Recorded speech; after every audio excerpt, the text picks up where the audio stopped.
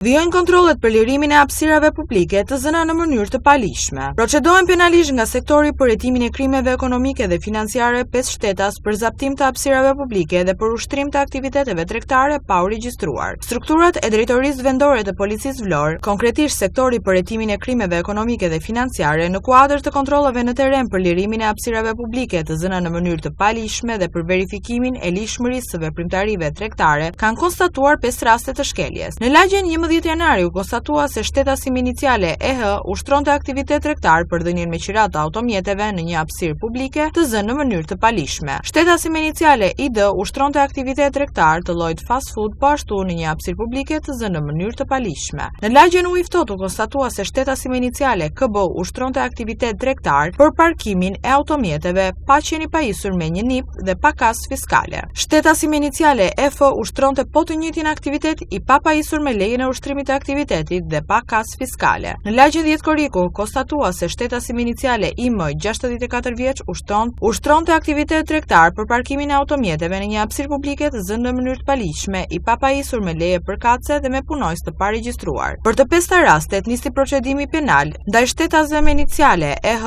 32 vjeç, ID 58 vjeç, KB 39 vjeç, F 46 vjeç dhe MI 64 vjeç për veprat penale, pushtimi i tokës, fsheja e të ardhurave, ushtrimi i një aktiviteti tregtar të palishëm ose të paregjistruar në organe tatimore dhe punësimi i palishëm. Drejtoria Vendore e Policisë Vlorë do të vijojë kontrollet për të ndaluar çdo shkelje që cënon hapësirat publike.